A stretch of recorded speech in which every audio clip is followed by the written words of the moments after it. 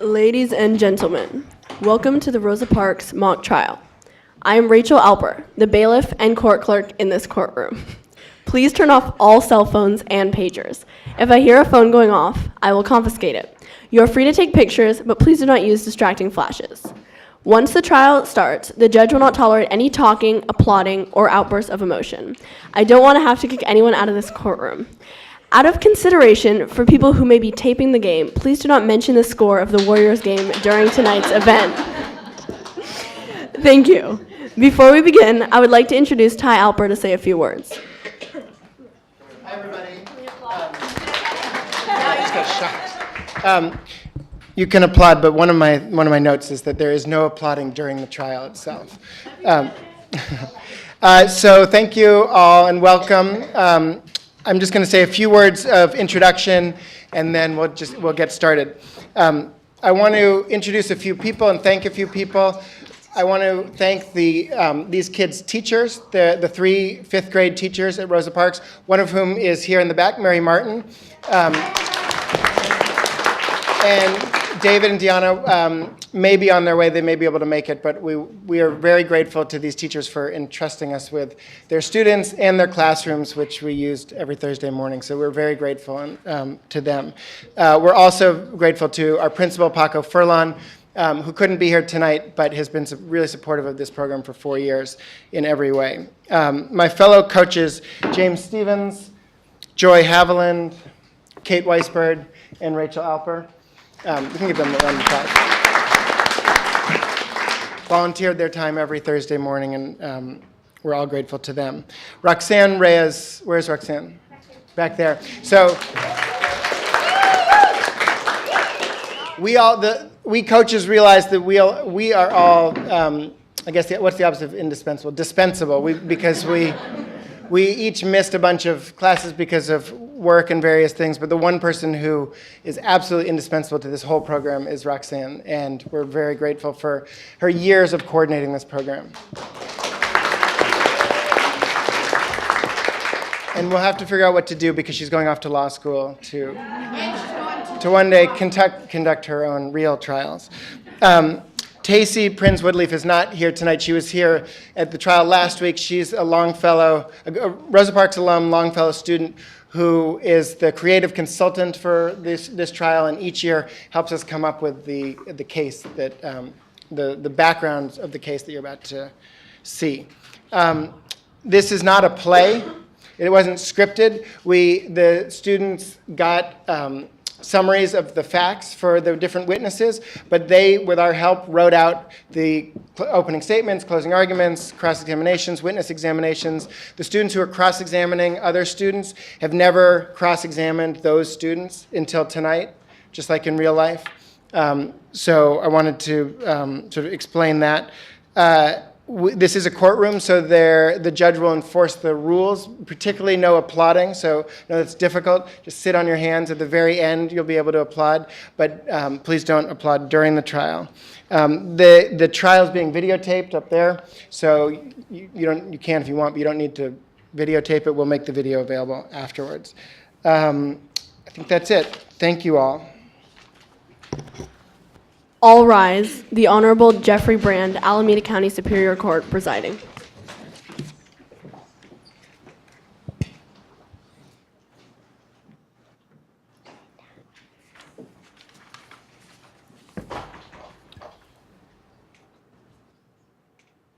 Please be seated.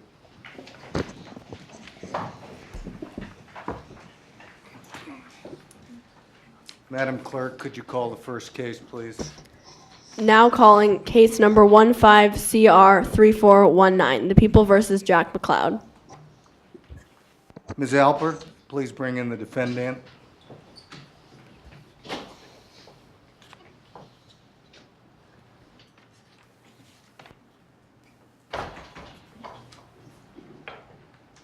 Ms. Booth, are you ready to proceed?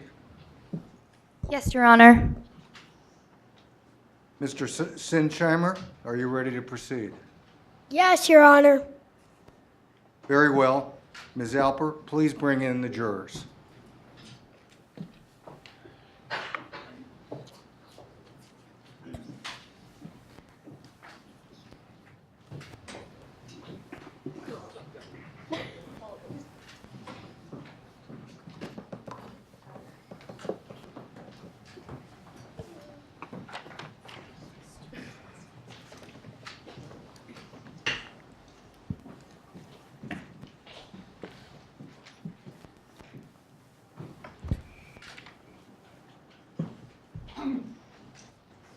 There's 6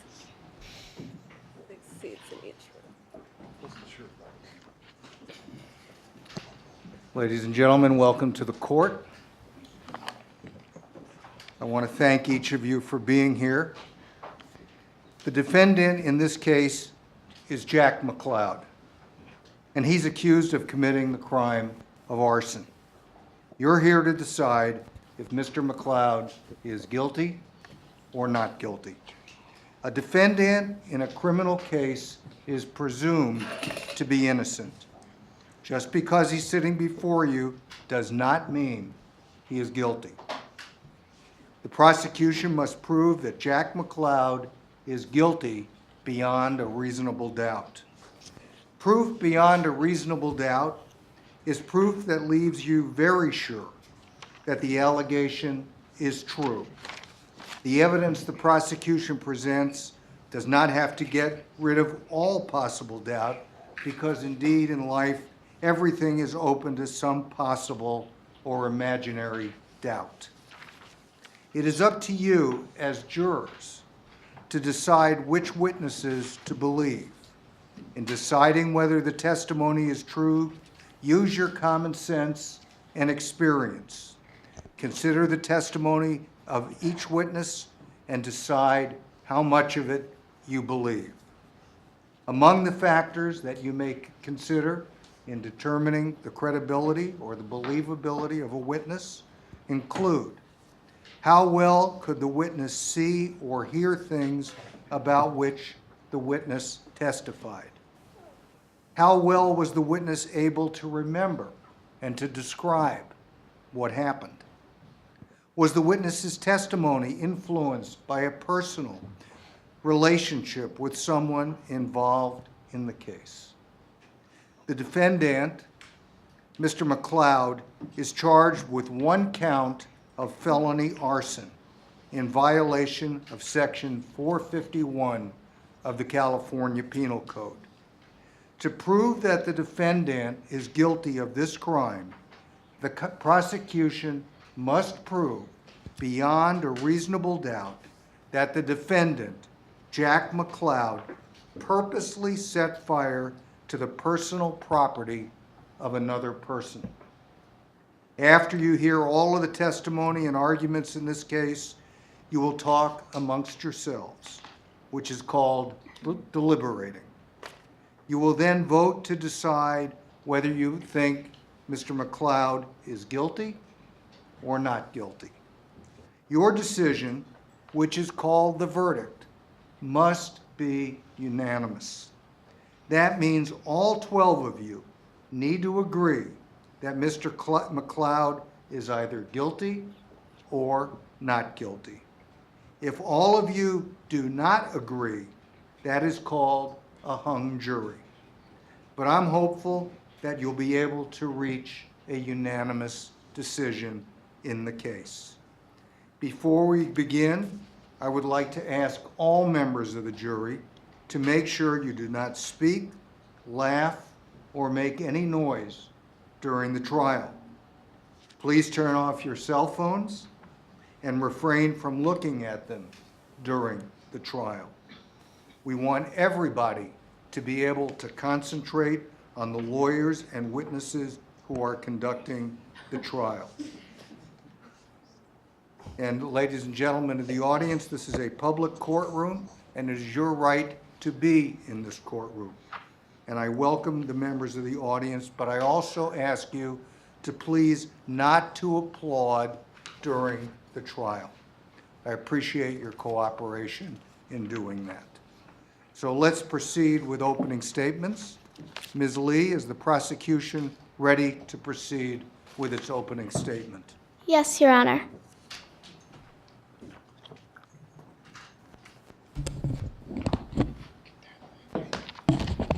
You may proceed, counsel. Good evening, members of the jury. This is a case of revenge. You'll hear that a locker at Berkeley High was set on fire. This locker belongs to Alejandro Rodriguez, an 11th grader. Alejandro Rodriguez is a victim of arson. You will hear evidence that another student, Jack McLeod, was the mastermind behind the fire. You will hear evidence that Jack McLeod had a motive. Alejandro Rodriguez wrongly accused Jack McLeod of cheating on a test, and Jack McLeod was punished by his teacher. Jack McLeod wanted to get back at Alejandro Rodriguez. You will hear from several witnesses today who will prove that Jack had the motive and the means to commit this crime. You will hear from Parker Lockman, another BHS student, that the day before the fire, he saw Jack McLeod buying Snickers bar and a cigarette lighter, with no cigarettes. Reggie Robinson also saw Jack McLeod with a small paper bag that looked like a bag from the store. He could not have known whether or not Jack McLeod had a cigarette lighter, but he will still deny it. This lighter shows that Jack McLeod had the means to set the fire. You will also hear from Jack McLeod's grandmother and Alejandro Rodriguez that Jack was at school at the time the fire started. You will hear that Jack McLeod's grandma can't be sure of the time she dropped off, but it was around 8 a.m. And you will hear that as well that she heard the fire alarm while she was going off and driving away. You will also hear from Alejandro Rodriguez that right after he saw his locker on fire, he pulled the alarm. He saw Jack McLeod outside. Jack McLeod was casually leaning against a tree with a smile on his face. The fact that Jack McLeod was at school at the time of the fire also proves that he had the means. You will hear from witnesses that Jack had a motive. You will hear from the BHS principal that Alejandro Rodriguez came to Scarlett Bronner and claimed that Jack McLeod cheated on a test because he saw Jack McLeod passing notes. Based on this, Scarlett Bronner and the teacher punished Jack with detention and gave him a 0 on the test. But then Scarlett Bronner will also explain that a janitor found the notes that Jack McLeod was passing, and the notes were about a dead cat, his friend's dead cat. So he was in fact not guilty of cheating, even though Scarlett Bronner did not believe him. When Scarlett Bronner met with Jack, he was upset. He was upset that he was wrongly accused. You will also hear from Alejandro Rodriguez about a threat from Jack McLeod. You will hear that Jack McLeod told Alejandro Rodriguez that he would be sorry that he said anything.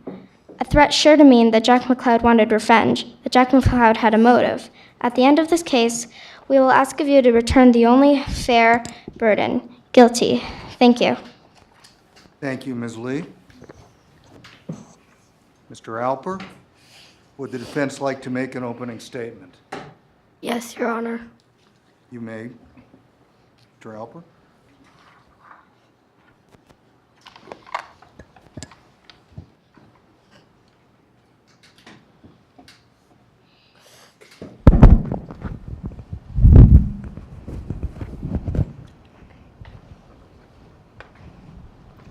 You may proceed, counsel.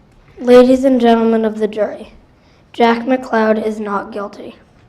He didn't buy a lighter, he didn't light the locker on fire, and he wasn't even there. You're going to hear from defense witnesses also. And at the end of the trial, I hope you find Jack McLeod not guilty. Miss Lay told you about a lot of witnesses, but listen carefully. You will not hear a single witness walk in here and say that they saw Jack McLeod light the locker on fire. Nobody will come in here and say that they saw Mr. McLeod commit this crime. You're going to hear that the morning Mr. Rodriguez's locker was burned, Mr. McLeod was driving to school with his grandmother. His grandmother, Ada Ford, will testify that Mr. McLeod could not possibly have set the locker on fire because the fire alarm went off only moments after she dropped him off at school. Miss Lay told you that Parker Lockman saw Mr. McLeod buying a lighter, but he didn't. You're going to hear that Parker Lockman only caught a glimpse of what Jack was buying, so she can't be sure of what she saw. In fact, you're going to hear from Reggie Robinson, another kid who was outside the store at the time, that he saw Mr. McLeod coming out of the store eating a Snickers bar. No lighter anywhere in sight. And Reggie Robinson will also tell you that Parker came out of the store talking about what Jack had bought.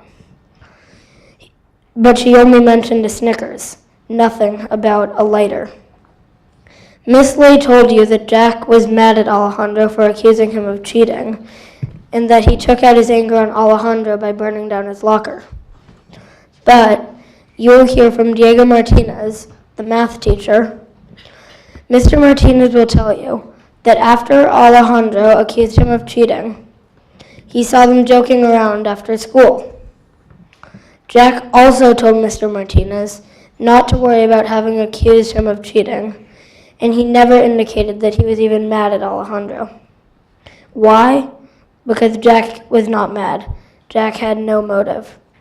After you have heard all the evidence in this case, my colleague, Mr. Sinsheimer, will stand before you and ask you to impose the only fair verdict in this case, not guilty. Thank you very much, Mr. Alper. Ladies and gentlemen, this is the time for presentation of evidence in the case. Is the prosecution ready to proceed with their first witness? The people call Alejandro Rodriguez.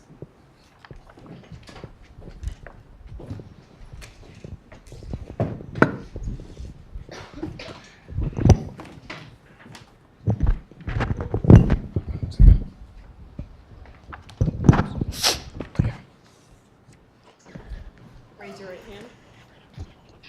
Do you promise to tell the truth, the whole truth, and nothing but the truth? Yes. Counsel, you may proceed. Good evening. Good evening. Please state and spell your name for the record. Alejandro Rodriguez. Rodriguez.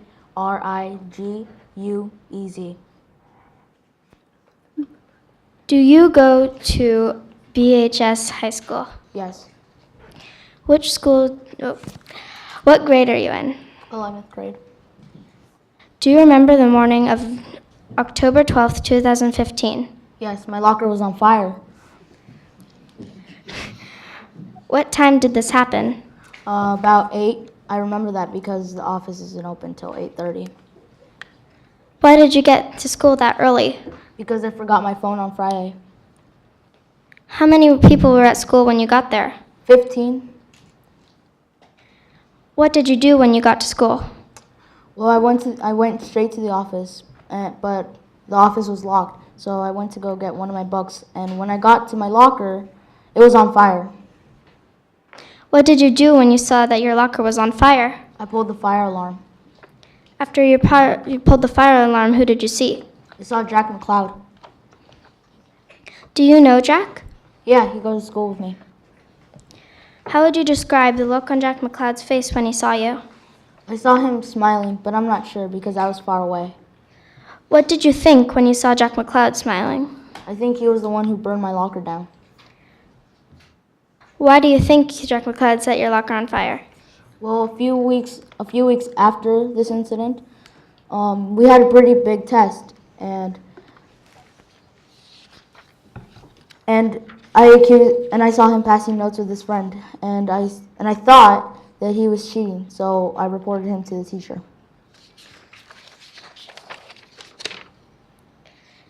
Did Jack say anything that makes you think he did it? Well, he said you regret any. He said you'd be sorry you said anything. Why would Jack McLeod threaten you? Well, because he got a 0 on his test and served detention. Do you have anything against Jack McLeod? Well, no, but I don't like cheaters.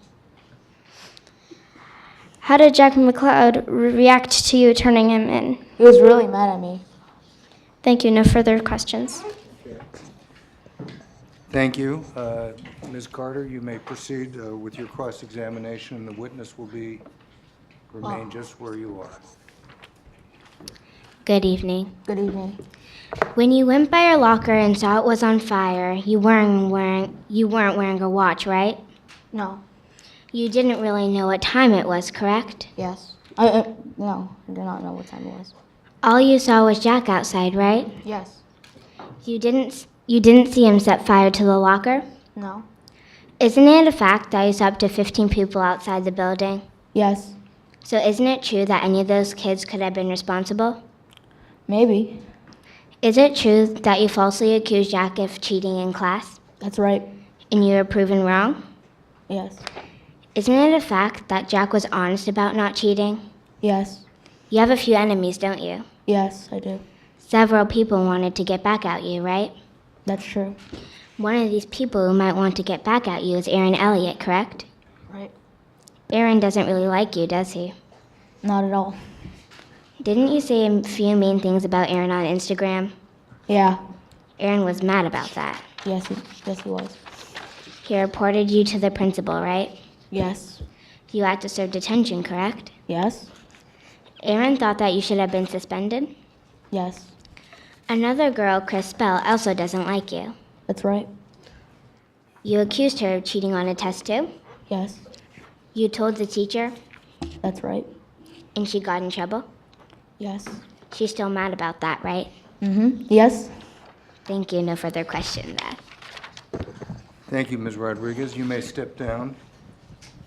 Mr. Rodriguez, you may step down. I'm sorry. Thank you for your testimony, sir. Does the prosecution have another witness? The people call Scarlett Bronner.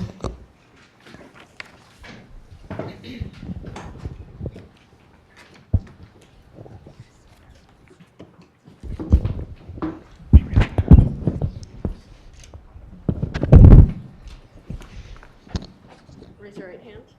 Do you promise to tell the truth, the whole truth, and nothing but the truth? Yes. Good evening. Good evening. Please state and spell your last name for the record. Scarlett Bronner, Bronner.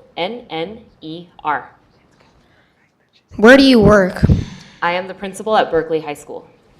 Do you know a student named Jack McLeod? Yes. Do you know a student named Alejandro Rodriguez? Yes.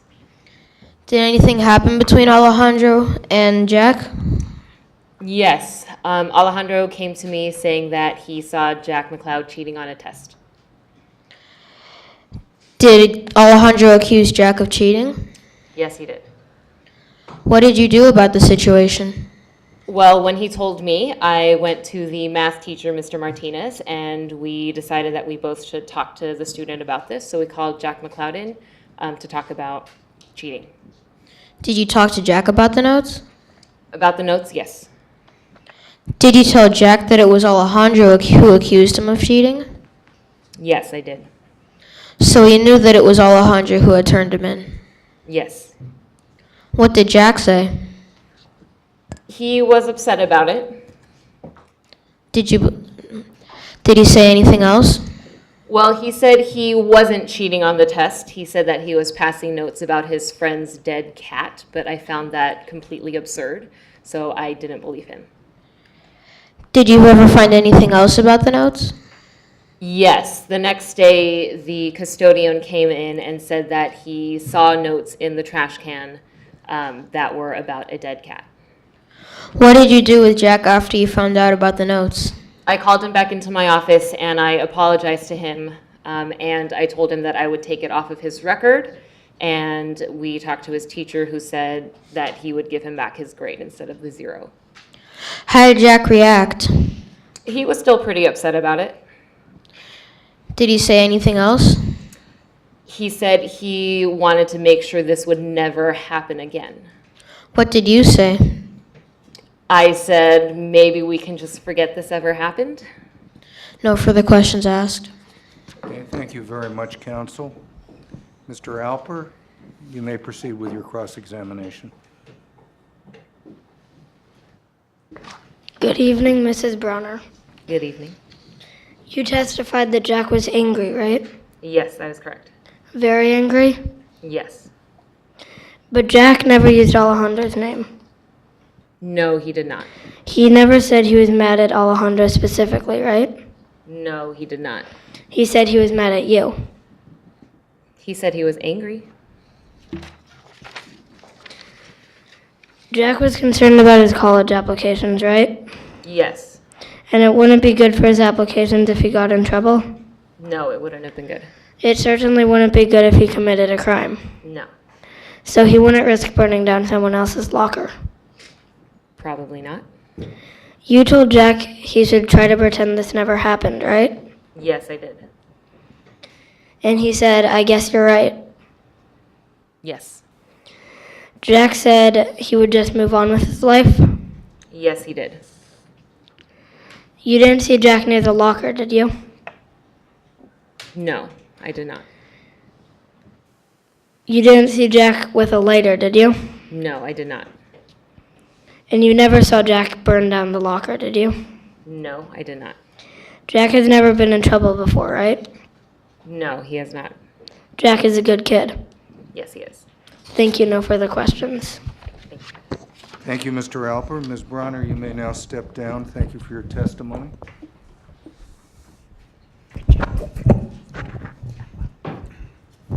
Does the prosecution have its next witness? Your Honor, the people call Parker Lockman. Okay, counsel, you may proceed. You could approach the podium.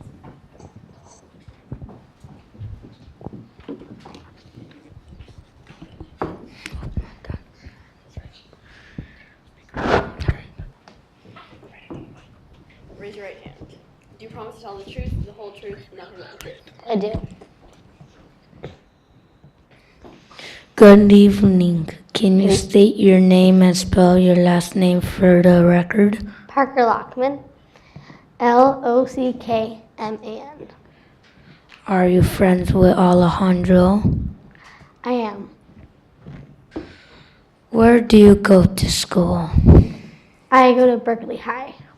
What grade are you in? I'm a junior. Do you know Jack McLeod? I do.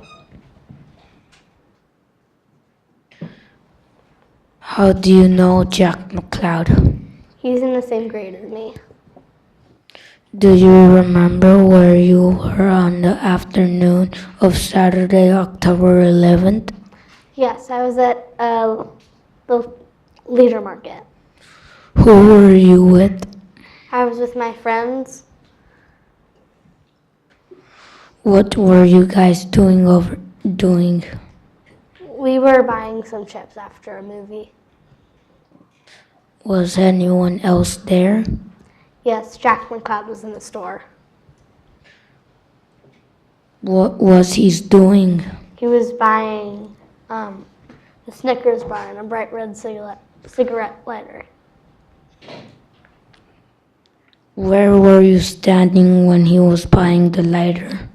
I was walking past him to the chip section How could you be so sure it was a lighter? because it was bright red. Did you see him buying anything else? No, except for the Snickers bar. Does this friendship impact this testimony with Alejandro Rodriguez? No, Would you lie for your friend? no. Thank you. No further questions. All right, thank you, counsel.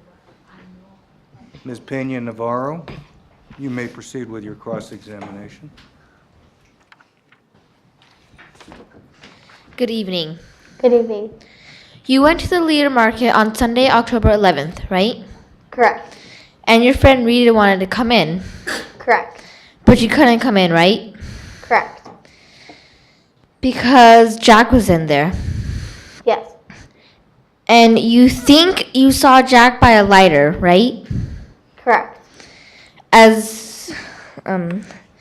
And you walked by Jack quickly. Correct. You didn't see what he was buying very well, right? Not really. And you thought it was weird to see a kid buy a lighter. Correct.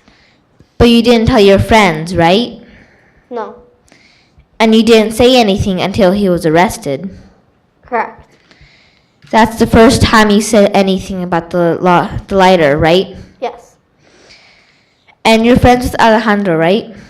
Yes. You're pretty good friends, in fact. Correct. You don't want anything bad to happen to him.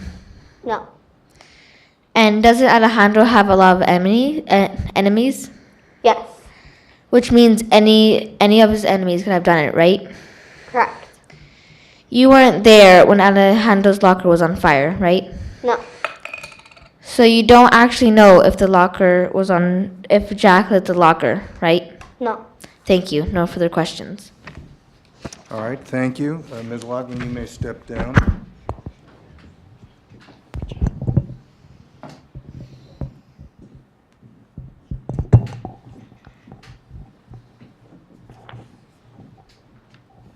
Does the prosecution have any further witnesses? The people rest, Your Honor. Very well. Thank you.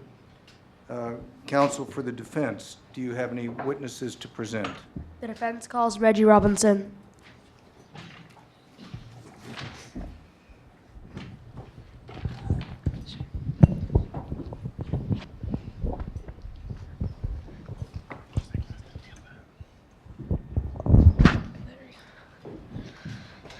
Raise your right hand. Do you promise to tell the truth, the whole truth, and nothing but the truth?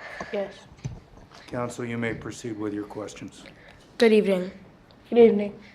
Please state your name and spell your last name for the record. Reggie, Robinson. Do you go to school? Yes.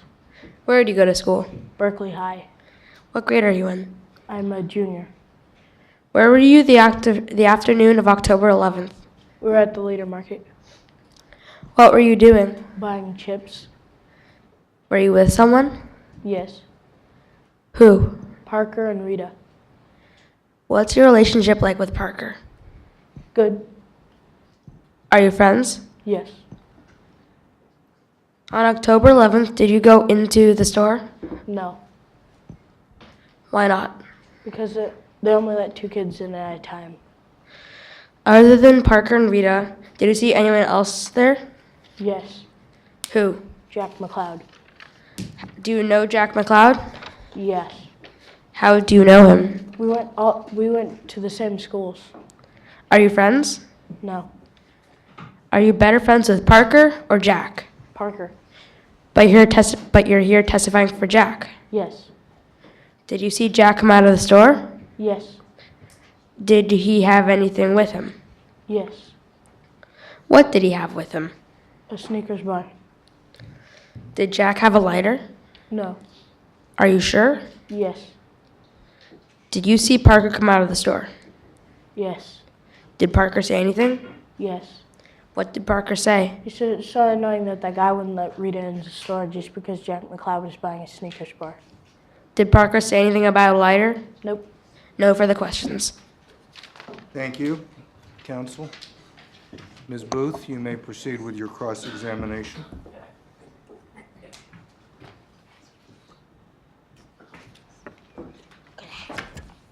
You know Jack McLeod, right? Yes. You like Jack. No. You went to school with him. Yes. On the afternoon of October 11th, 2015, the day before the fire, you and some friends walked to the Leader Market. Yes. You were there to get some chips. Yes. When you got to the store, 2 of your friends went inside. Yes. You did not go inside the store. Nope. Rita, your friend, came out of the store a few seconds later. Yes. She came out of the store because someone else was inside the store. Yes. That person was Jack. Yes. When Rita came out, you didn't leave. You waited for Parker, who was inside the store. Yes. You never went inside. Yes. When Jack came out, he was carrying a paper bag. Yes. The bag was small. Yeah. You couldn't see what was inside the bag. Nope. It could have held a lighter. Yeah. And the paper bag looked like it came from the store. Yes. You couldn't see what was inside the bag. Nope. You didn't know what Jack bought. Yes. You wouldn't have known if Jack had bought a lighter. Yes. No further questions. Thank you. Mr. Robinson, you may step down. Thank you for your testimony.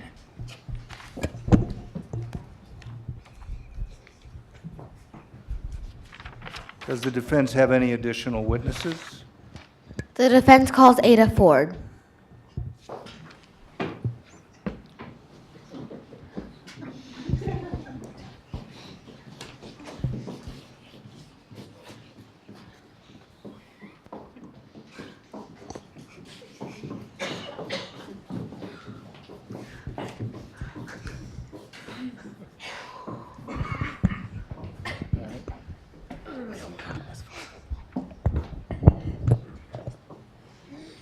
Raise your right hand. Do you promise to tell the truth, the whole truth, and nothing but the truth? Yes.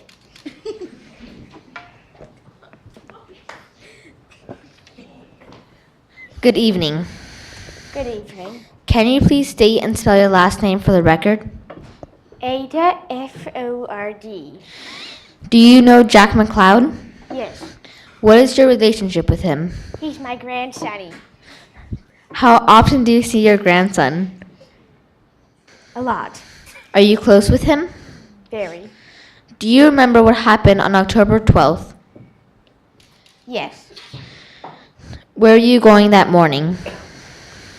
I was going to the art museum where I volunteer. Were you with Jack McLeod?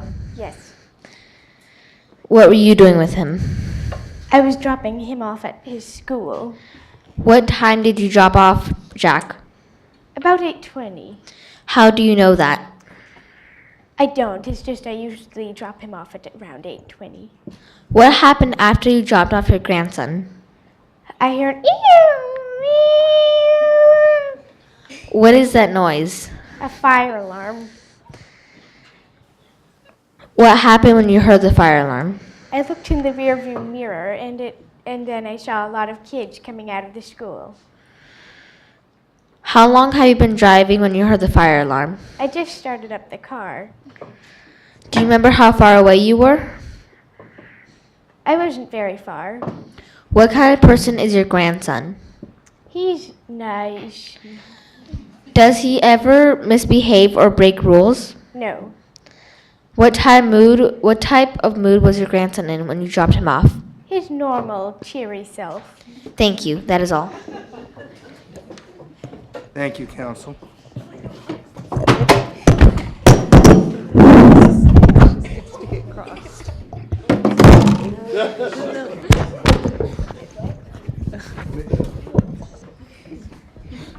Ms. Ford, if you could just remain seated for a couple of moments.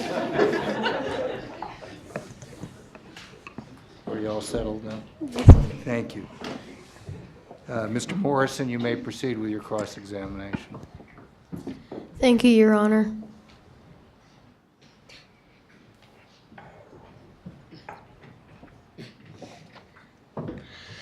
Good evening. Good evening. You and your grandson, Jack McLeod, live in Berkeley, right? Yes. Jack attends Berkeley High? Yes. You dropped Jack off at about 8:20, right? Correct. But you're not sure. Yeah. But you think it was around 8:20. Yes. You were driving to the art museum after you dropped off Jack? Yes. You usually get to the art museum at 8:30, right? Correct. You didn't know it was for 8:30. Yes. You just figured it was around that time. Yes. You weren't looking at your watch? No. You had no reason to check the time that morning, did you? No, I did not. When you were driving to the art museum, you heard the fire alarm, right? Correct. When you looked in your rearview mirror, you saw students running outside and figured it was a fire alarm. Yes. Do you think Jack is a good kid? Yes.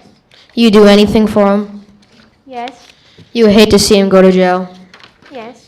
You do anything to prevent him from going to jail? Yes, but I wouldn't lie. No further questions asked. Thank you, Ms. Ford. Now, You may step down, and please take your time. I know it's difficult.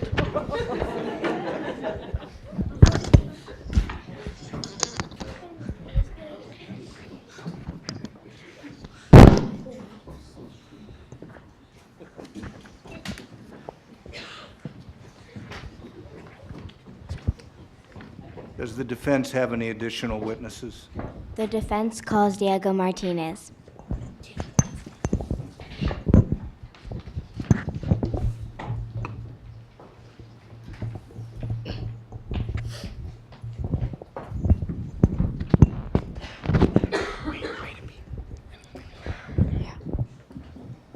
All right, raise your right hand. Do you promise to tell the truth, the whole truth, and nothing but the truth? Yes. Okay, Mr. Martinez, could you pull that microphone just towards you a little bit? There you go. Good evening. Good evening. Please state and spell your last name for the record. Diego Martinez, Martinez. Do you have a job? I do. What is your job? I am a math teacher at Berkeley High. Do you know Jack McLeod? I do. How do you know him? He's one of my students. Do you know Alejandro Rodriguez? I do. How? He is also one of my students. Did you give a math test in early October? I did. After the math test, did a student talk to you about another student? Yes. Who were the students who were involved? Alejandro Rodriguez and Jack McLeod. What was said to you? I was told that Jack McLeod was cheating on a math test. Who told you that? Alejandro Rodriguez. What did you do with this information? I sent Jack to the principal. Did anyone admit to cheating on the test? No. Was anybody punished? Yes. Who? Jack McLeod. What was the punishment? He served detention and got a 0 on the test. Was any evidence ever found? Yes. What was the item that was found? A note in a trash can. In your opinion, did Jack cheat on the test? No. What did this show about Jack? He cared about his grades. Did you ever apologize to Jack? I did. What was his response? He said it was fine. Did he ever say, "Don't worry about it"? He did. Did you ever hear him say anything threatening to Alejandro? No. Did you ever see Alejandro and Jack together after the test? I did. What were they doing? They were joking around. Did it look like Jack was angry at Alejandro? No. Thank you. No further questions asked. Okay, thank you, counsel. Mr. Fierro, you may proceed with your cross-examination. Your Honor, the people call. You can just step right to the podium.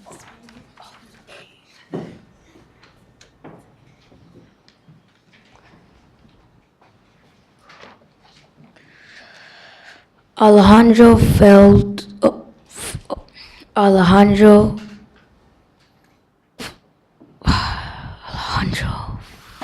There's no rush, counsel. Just take your time. Alejandro falsely accused Jack of cheating on the test, right? Yes. Jack denied cheating on the test, correct? He did. You didn't believe him, right? No. The principal didn't believe him either. No, the principal did. You punished him. I did. You sent Jack to the principal? I did. Did he go to detention? He did. You gave him a 0 on the test? Under the principal's orders, yes. He wasn't actually cheating. No. You felt bad about punishing him? I did. You felt guilty about it, did you? I did. It's a terrible thing to accuse somebody and something. It's a terrible thing to accuse somebody of something they didn't do? It is, yes. And and you did that to Jack? I did, yes. You would like to make it up to him, right? I would. Thank you. No further questions. Thank you very much, Mr. Fierro. Mr. Martinez, you may now step down.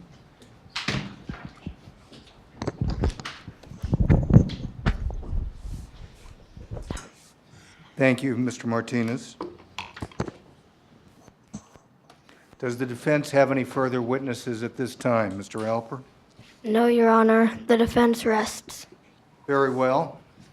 Members of the jury, that concludes the evidence in this case. We're going to now take a short recess to allow the counsel to prepare for closing arguments. The court will stand in recess for 5 minutes. Thank you. This court is now, just chill for a sec. This court is now in recess for 5 minutes. You may get up and leave your seats, but we will resume the trial in 5 minutes.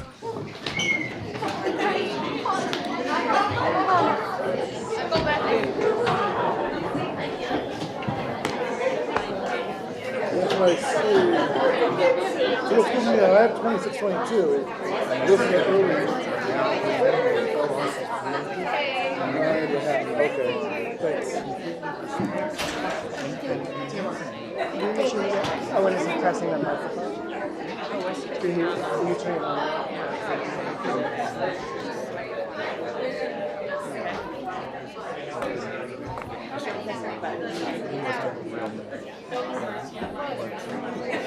No, it's not. Oh. It is 52 to 43.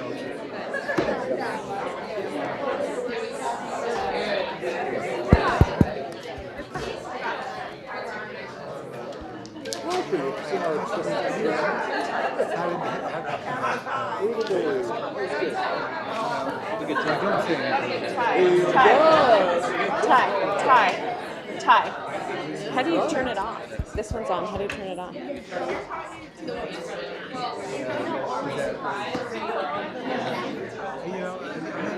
Then look, it just came back on.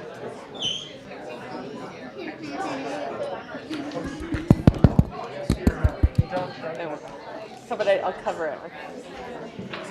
Don't.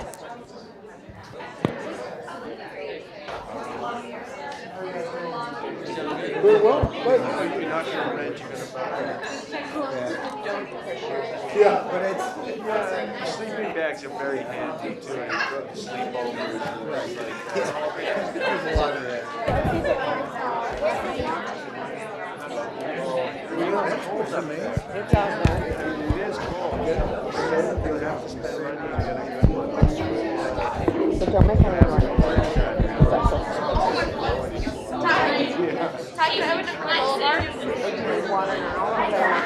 Will you take you guys go together and I was trying to, where are all my pictures? You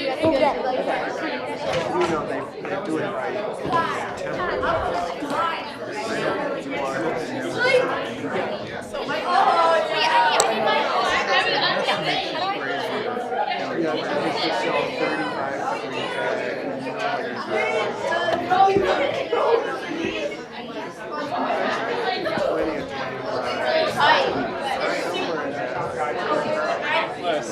Good job. All right.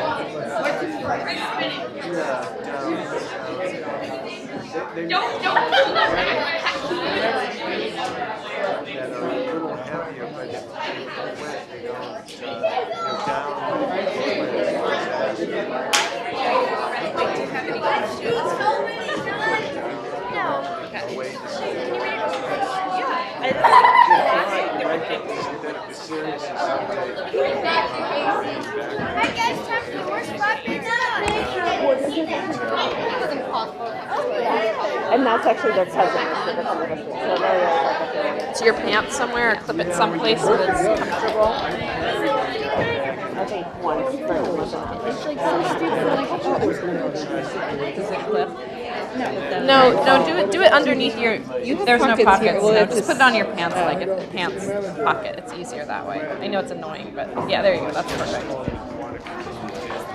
Probably like 2 minutes, you want to go to the restroom? Make it so it's comfortable, so it's not bopping you. Is Jack gonna use it too? Yes. Does he want one? Should I get in the other one? Does the other one work?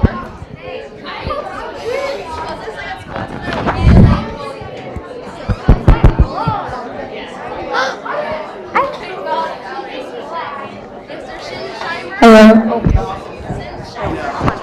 Okay.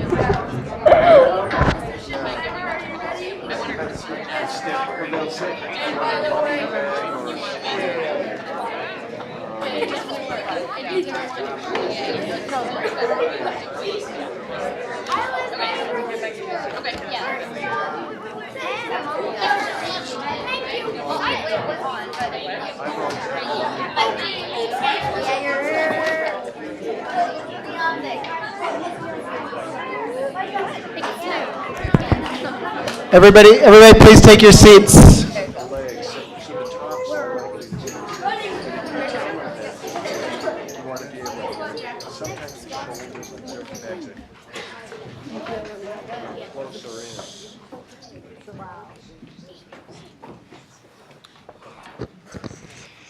All right, the court is back in session. This court is now in session. The Honorable Jeffrey Brand presiding. Counsel, are you ready for closing arguments? Yes, Your Honor. Yes, Your Counsel? Honor. All right. Ms. Booth, you may proceed with the closing argument for the prosecution.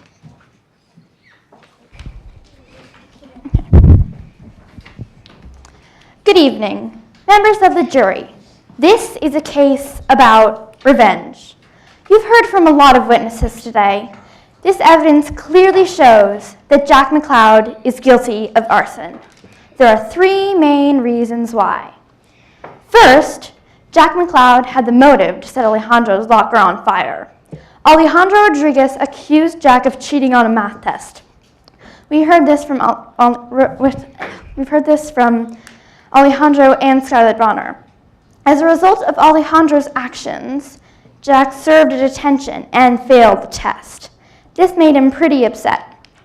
It turns out that Jack wasn't cheating on the test. Scarlett Bronner, the principal of Berkeley High, let it slip to Jack that Alejandro was the one who accused him of cheating. Jack told Scarlett that he had to make sure this never happened again.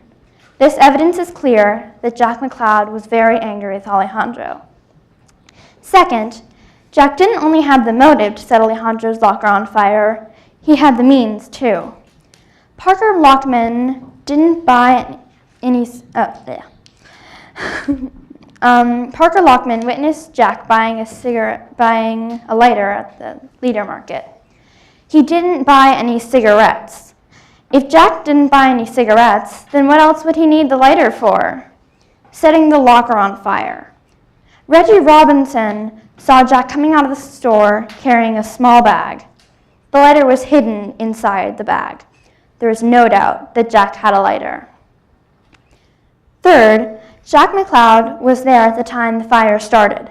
On October 12, 2015, Alejandro Rodriguez went to school at around 8 o'clock. He went to his locker and found it on fire. Alejandro pulled the alarm and ran outside, only to see Jack McCloud leaning against a tree, smiling. The defense will argue that Jack McCloud was not there at the time the fire started, because Ada Ford, Jack's grandma, says she dropped Jack off at age 20. She also testified that she would do anything for Jack, and she wouldn't want to see him go to jail. She didn't have a watch or any type of clock with her. She was just relying on the time she normally drops Jack off.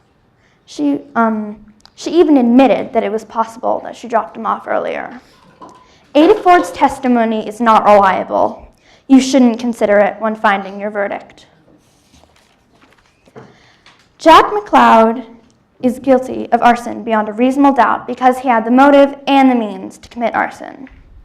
Jack was mad. He wanted revenge. He was accused of something he didn't do. Members of the jury, if you were falsely accused of something and you were punished for it, wouldn't you be angry too? Jack wanted revenge, and he got it. Jack definitely had the means to commit this crime. He had a lighter. Multiple witnesses saw him with a lighter. He also was at school at the time the fire started, smirking suspiciously. We've heard a lot of evidence today. This evidence tells us that this is a case about an angry high school student who wanted revenge. Ladies and gentlemen of the jury, we have proved beyond a reasonable doubt that Jack McCloud committed this crime. Please return a verdict of guilty. All right, thank you very much, Ms. Booth. Mr. Sinsheimer, are you prepared to give your closing argument for the defense? Yes, Your Honor. You may proceed.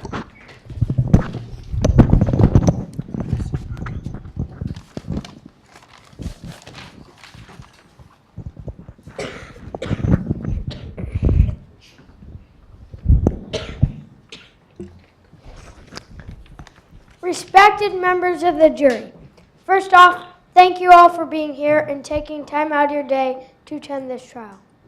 And today, you have a decision to make, one that could change a boy's life forever. Now, I want to talk about reasonable doubt. The prosecution must prove Jack McCloud guilty beyond a reasonable doubt, but they have not done so. There were many gaps in the prosecution's argument and many reasons to doubt Jack's guilt. But you need one reason. Yes, I said just one reason to think that he is not guilty. First, and most importantly, nobody saw Jack McCloud set the fire, or even for that matter, thought that they saw him. Instead, what the prosecution has brought you is assumptions, claims, and lies. Second, the prosecution argued that Jack did it because he was outside and smiling, leaning against a tree during the fire. But during this trial, you've learned that Alejandro testified. He thought the fire started at 8 a.m. Ada Ford said she heard the alarm just go off after Jack got out of the car, which is normally 8:20 a.m. And I don't think a minute is long enough to get inside a school, burn a locker, and lean against a tree. And again, nobody saw him. Here we see that there's reasonable doubt that Jack was even at school yet. There's reasonable doubt that Jack had no time to rush in, rush out, and lean against a tree, even if he was there. And third, the prosecution argues that Jack was trying to get back at Alejandro for accusing him of cheating on a math test. But as we learned in this trial, Jack was not even mad at Alejandro. He was mad at Scarlett Bronner, the principal, because she trusted Alejandro and didn't trust Jack. In addition, Scarlett Bronner testified that Jack said exactly, "I guess I should move on with my life." And finally, we know Jack is a good kid. We know that Jack is not guilty because Jack's a good kid. He doesn't like getting in trouble. He wants a good college application. He wouldn't risk his application on lighting a locker on fire. It just doesn't make sense. And if it doesn't make sense, it's not true. After all you've heard in this trial, ladies and gentlemen of the jury, there's only one option at the conclusion of this trial. Jack McCloud is not guilty. Thank you. All right, thank you, Mr. Sinsheimer.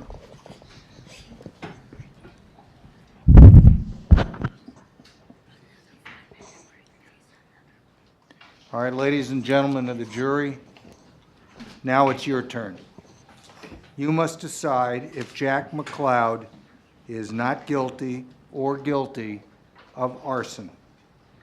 To prove that the defendant is guilty of this crime, the prosecution must prove beyond a reasonable doubt that the defendant, Jack McCloud, purposefully set fire to the personal property of another person.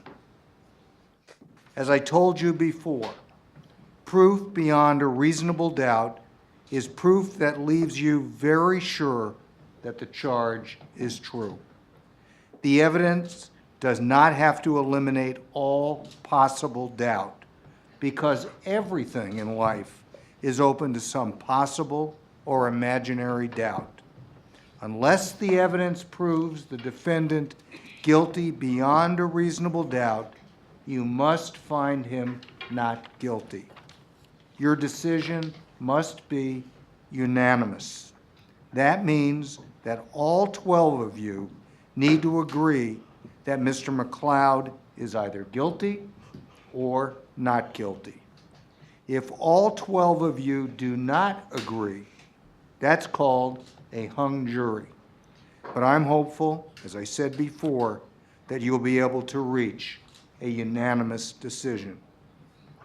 I understand that Ms. Zia is the foreperson of the jury, is that correct?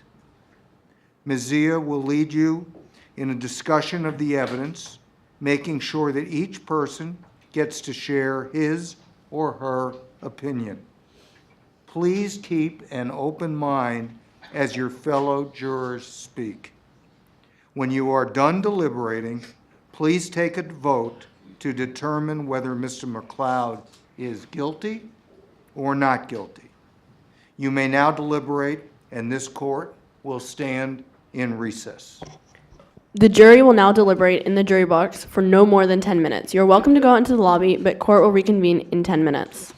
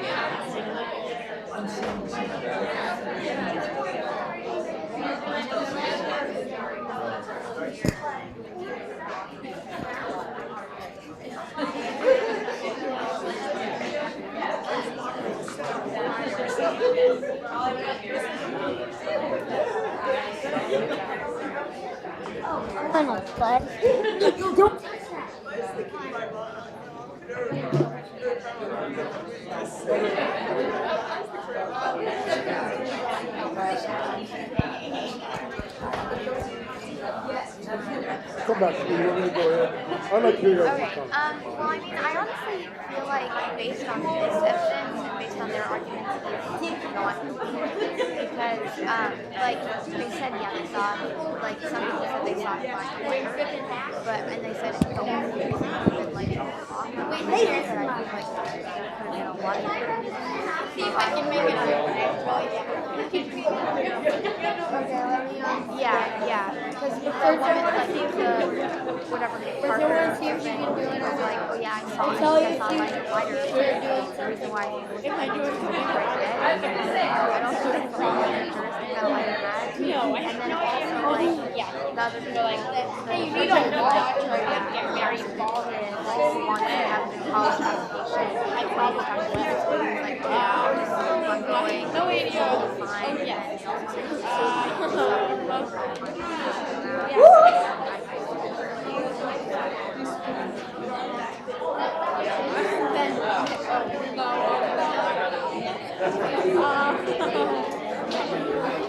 Casey, time! Casey, time!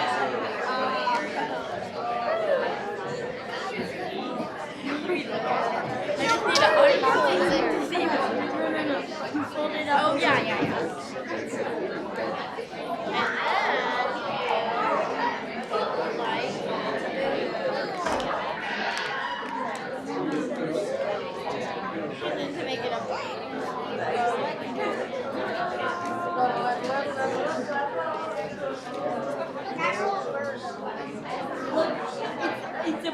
and a huge sea. Look, this is a boat. Come on. Look, sea monster. This is a boat. And a sea monster.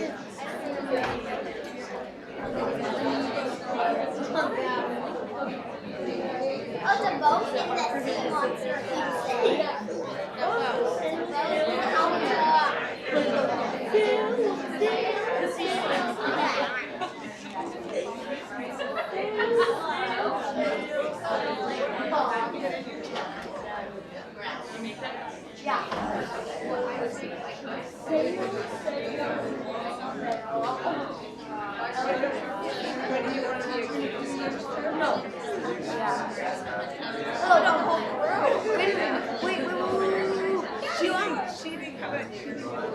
This is my retrial. Look at this. Rachel. So it's a boat. Yeah.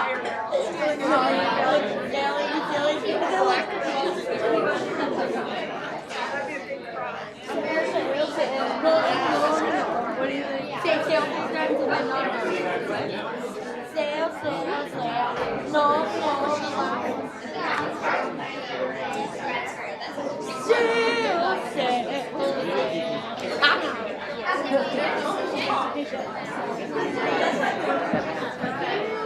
That was my muscles hurt. So it's laughing. Hey, you killed me.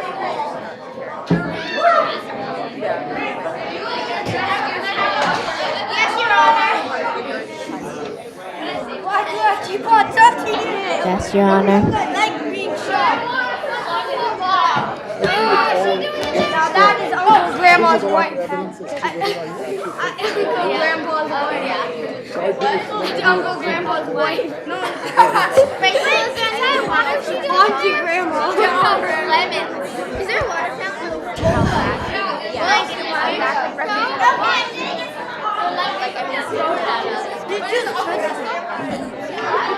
Pay attention to me. Oh, we gotta go.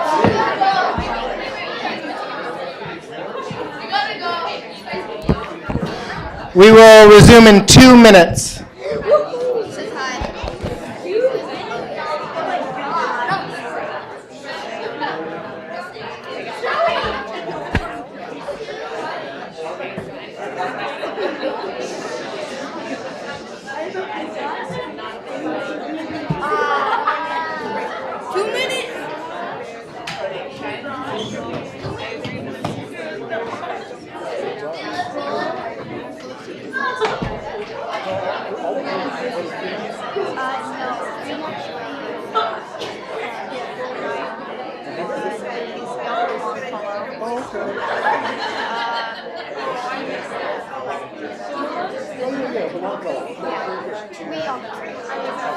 I got it wrong. 1, 2. Very good.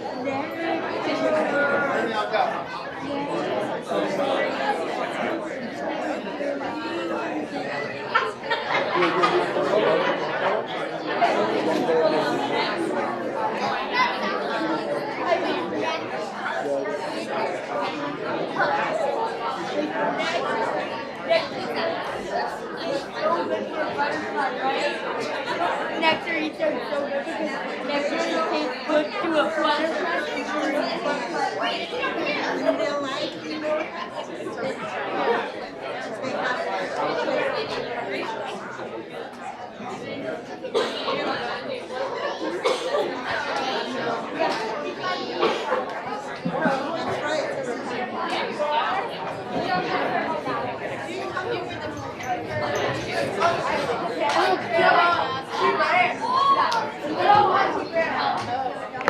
No, she's back.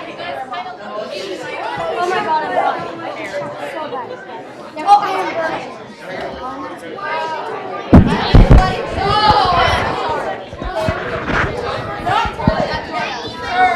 Please take your seats.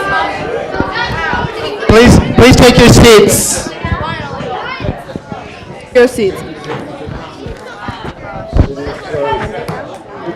Oh no.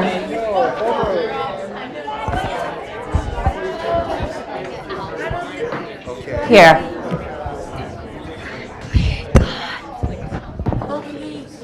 This court is now in session. This court is now in session.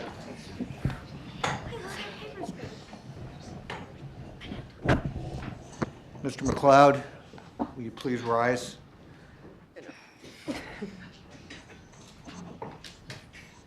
Ms. Zia, has the jury reached a unanimous verdict of guilty or not guilty? Yes, Your Honor, the jury Could you is... please stand? Oh. Thank you. The jury has found the defendant not guilty.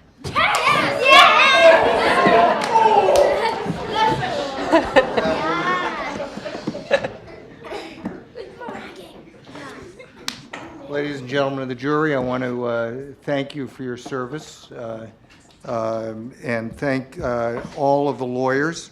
This concludes the case of the People versus Jack McLeod. And Mr. McLeod, since you have been acquitted, you are free to go. Before you go, the judge gets to have the last word, and I couldn't be more proud to do this.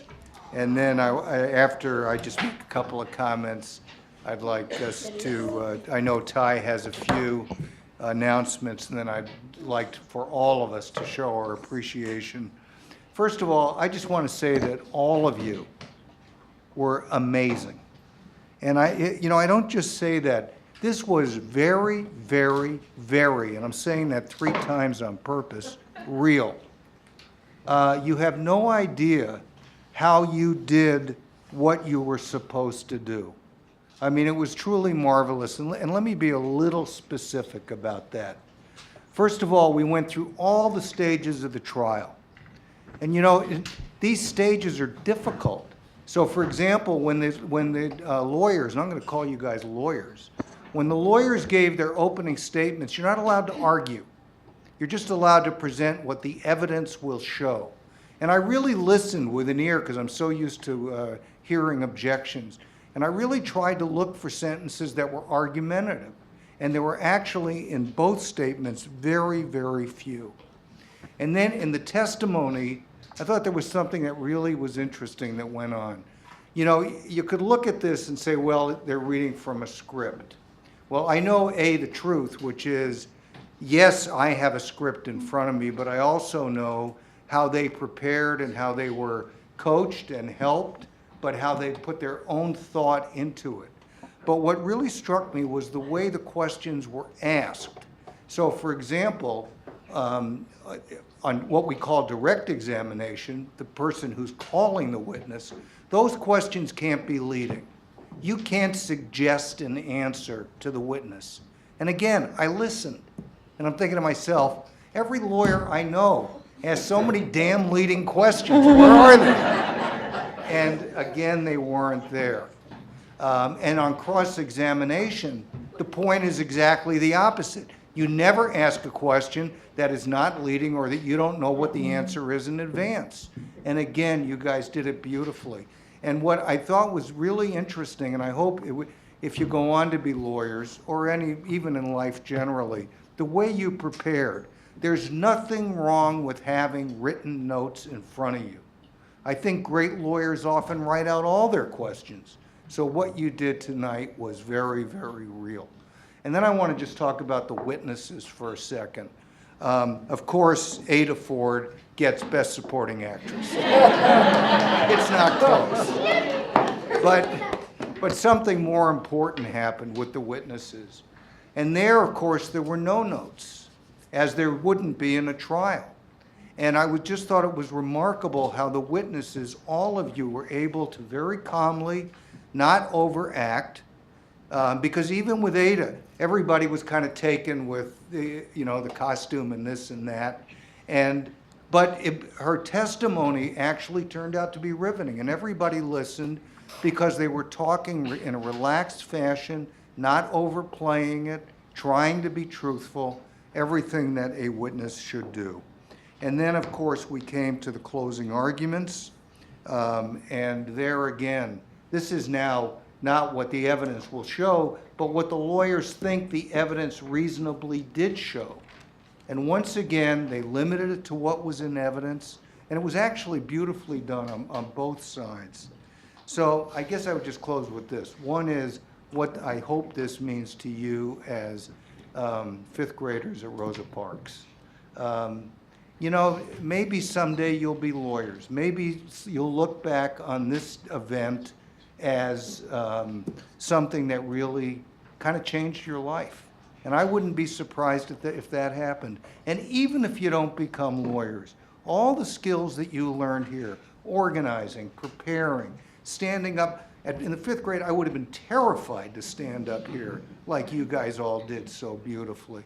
So I think this means a lot to you, whether you go on to be a lawyer or not. And I guess I want to end with what it means to us. You know, this is a pretty crazy time, as you know.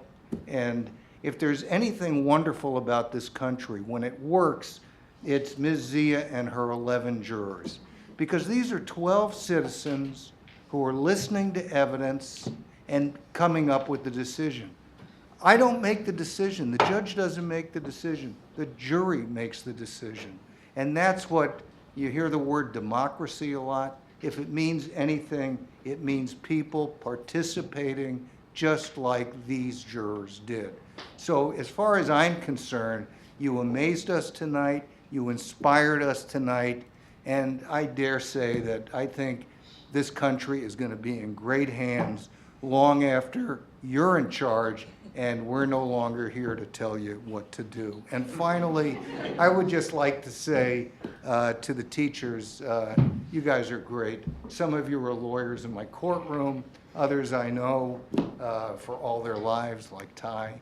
And I think it's fantastic what you've done. So thank you to all of you.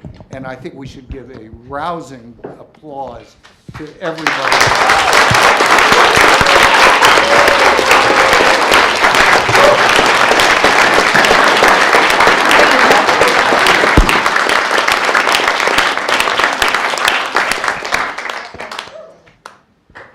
So thank you. Thank you, Judge Brand. I have just a few, I want to actually thank a couple more people, and I have a few announcements about the reception, which is right upstairs. So first, I want to thank Jeff Brand, for presiding over this trial. I sent him an email a year or so ago and said, we're doing this trial. We've been doing it for 4 years. We really need a judge, and we would love to have you. It was about 15 seconds later that he responded. And we're just so grateful. Also,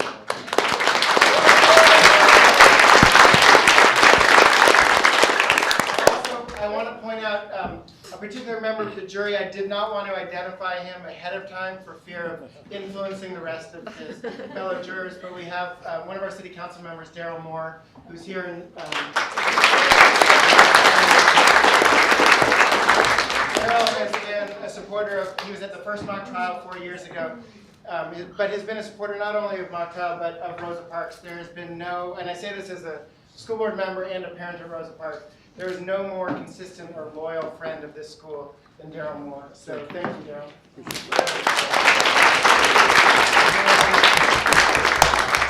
Two other people, and then Roxanne wants me to tell you something about 2 lines for the reception room.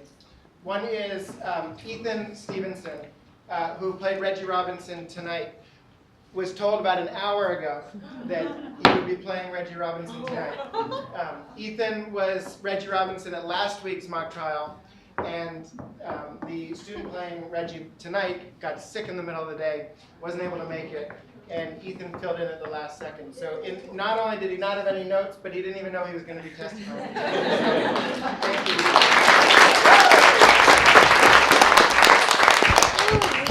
And topping that is Angie. Angie Wong, the director of our after-school program, Kids Village, who didn't know until an hour ago that she was playing Scarlett Bronner, because the student playing Scarlett Bronner couldn't be here tonight. So she actually learned the entire role right before coming here. And she's not, I don't think she's here. She's up at getting ready for the reception. But when you see her, please thank her for filling in at the last minute. The announcement about the reception that Roxanne wanted me to tell you is that there are 2 lines. So I don't know what that means, but that's what she told me. It's upstairs, that direction. So, oh, wait. Oh, sorry. I forgot.